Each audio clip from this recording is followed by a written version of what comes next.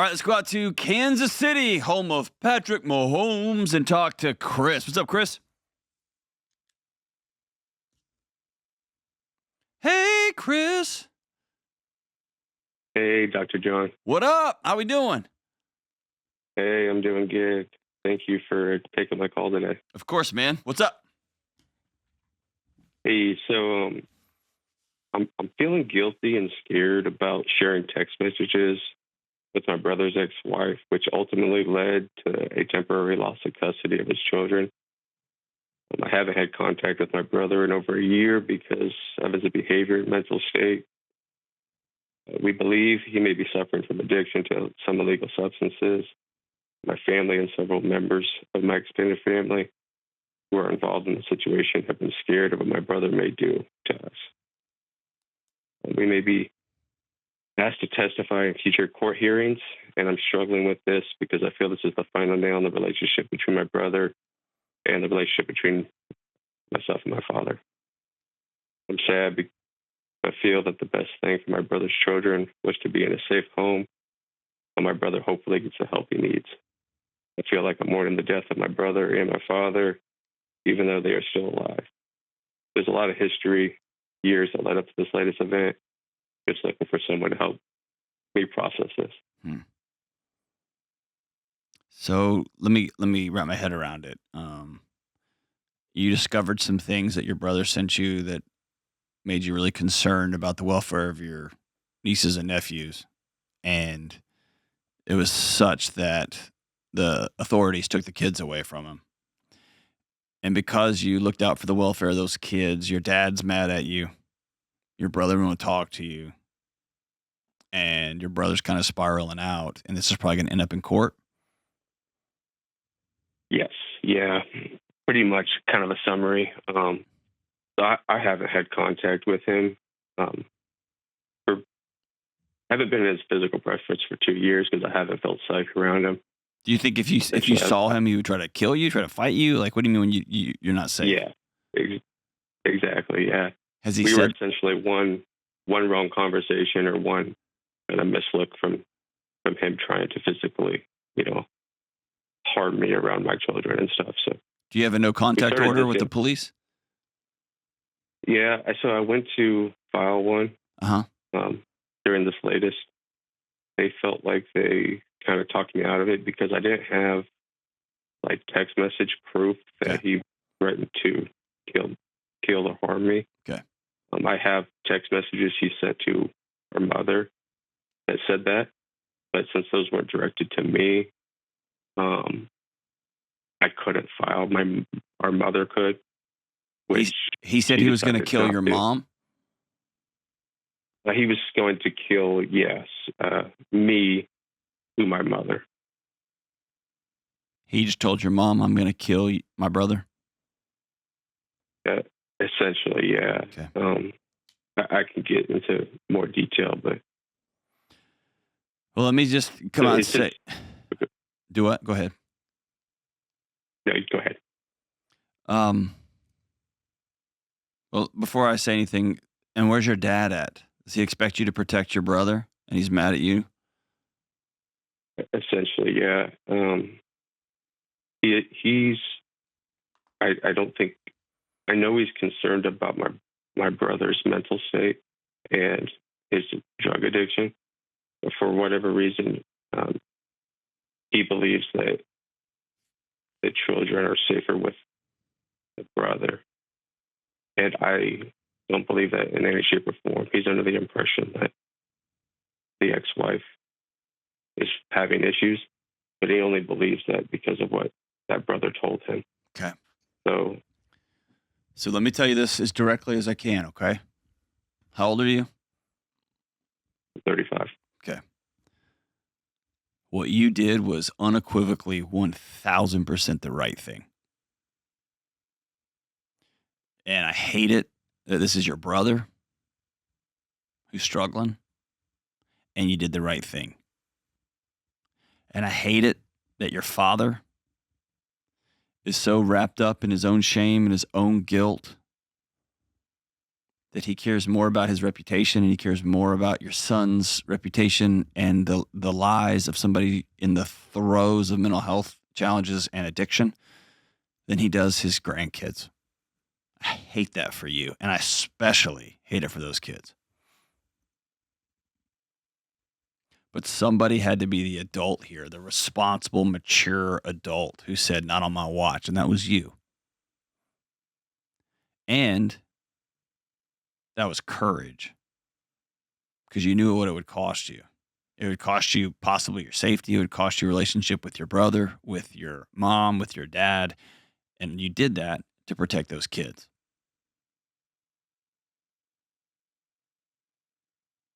And I trust you. You sound level-headed. It sounds like you know ex-wife, and ex-wife probably isn't perfect. Nobody is, but the kids are safer with her than with their dad. And it sounds like the authorities thought that as well. So as far as I'm concerned, it sounds like you're a hero. You saved some kids.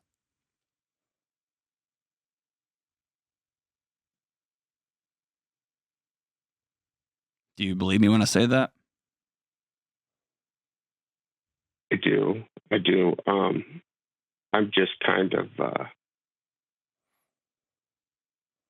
been listening to your show now for a couple of years, and I've, this latest event has kind of just got me spiraling myself. Of course. You know why? Because your dad chose image and being right over protecting babies, and that's probably not the dad you thought he was. And your mom had an opportunity to protect you from a brother who said, I'm going to kill my brother. And she didn't. And I can't imagine. My little brother's one of the greatest people I know, one of the greatest men I know. I can't imagine looking over my shoulder all the time that my own flesh and blood in a season of instability and not being well would want me dead.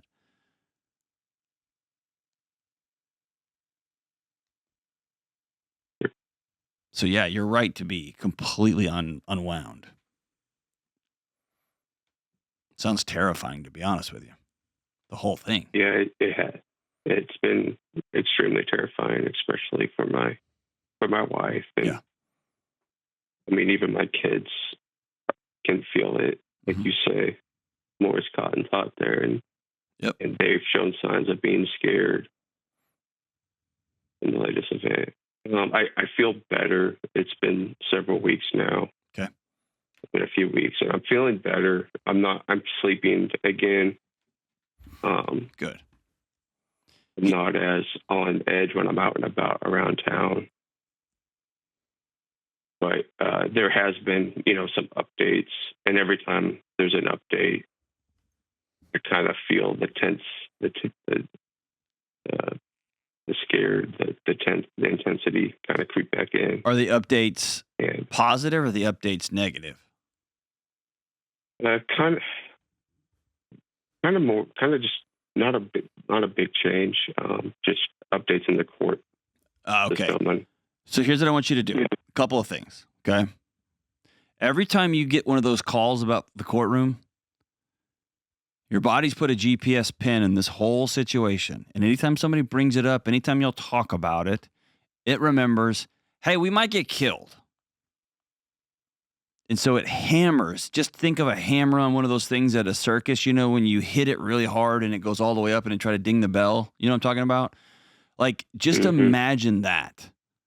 Because that's what your body's doing. Because this isn't like, man, if somebody finds out, they're going to be really mad. Or if somebody finds out, I'm going to get fired. Somebody has said, I'm going to kill you. And your mom didn't do anything about it. Your dad didn't do anything about it. The police haven't done anything about it yet. So your body's right. Your body's correct. And so when you feel that, when you get a call from the court, hey, here's the new date. Hey, court just got bumped again. And we're going to ask you to testify. Will you review this file? And your body hits that thing again. I want you to make a fist and I want you to put it in the middle of your chest and say, thank you for protecting me. I got it. Don't try to fight that stuff. Your body's trying to take care of you. The more you fight it, the louder it's going to holler at you because it doesn't think you're getting the message. Gotcha. And then I think with your kids, I think it's very fair to say Uncle so and so, I'll just make up a name, Uncle Billy is really sick. And when he gets sick, he can be scary. And daddy's been scared. And daddy's called the right people, and daddy's doing the next right thing. And your dad will always protect children, even when it's hard. And so what you're doing is you're letting your kids feel your fear and feel that tension in your home and letting them know that the adults in the room are still driving the car. That's how they'll grow up to be men of character and women of character and men and women of resilience and bravery and courage like their dad. And here's the hardest thing I'm going to tell you. Your mom and dad have opted out of relationship with you. And I can't think of that's just heartbreaking.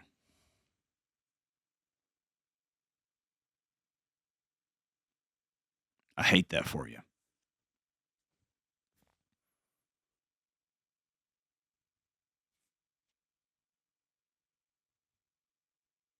They should be on your side, walking arm in arm, protecting these kids. And they're not. Is there any chance your brother gets the help he needs? I have hope. Um, I know it's not going to be a quick thing. Mm-hmm. I hope I wake up 2 years, 5 years down the road and he's better. I don't know if we'll ever have a relationship again, but If he gets sober and he gets the help he needs for his mental health disorders, I promise you someday he's going to turn around and say, hey, you're the one that kept my kids safe. Thank you. You're the one that forced me into court-mandated rehab, and I finally got the care I needed. Thank you for loving me when nobody else would, not even mom and dad. Thank you for seeing through all my bullcrap. And how do I know that? I've had these conversations with people I care about. They've circled back around. But in the meantime, it is lonely and isolating, and in your case, terrifying, because he says, I'm going to kill you. In your heart of hearts, do you really think that's possible that he would do that? Is he a violent guy? um, Or is he a drug addict just running his mouth?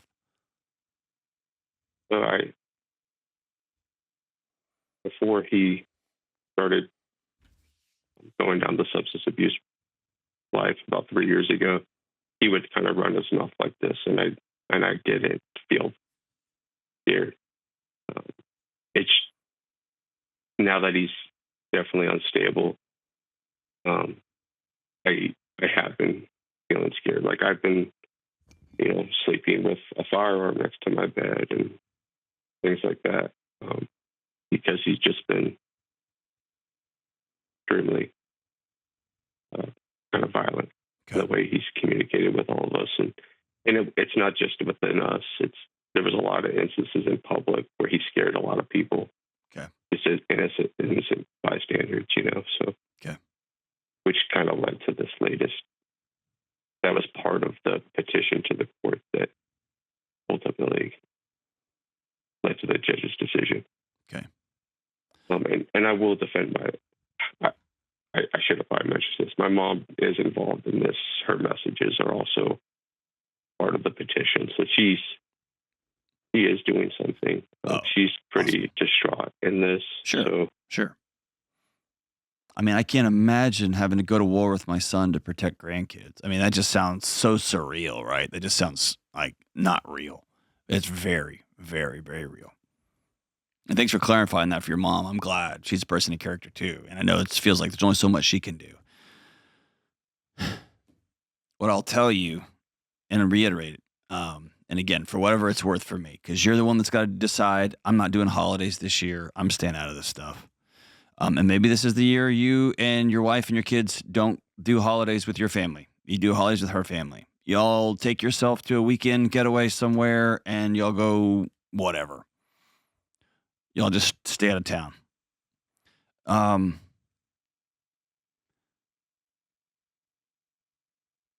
But the whole world would look different if more men and women had courage like you,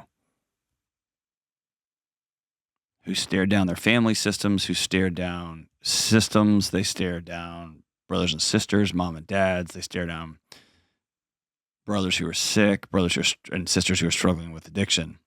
And they said, you're not going to hurt kids on my watch. And it might cost me a relationship with you for the time being. It might cost me a loss of sleep. It might cost me a lot. You're not going to hurt kids on my watch. Period.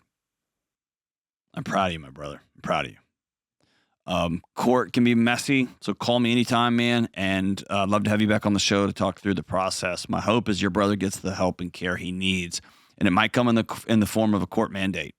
The court says you will not see your kids unless you go get well.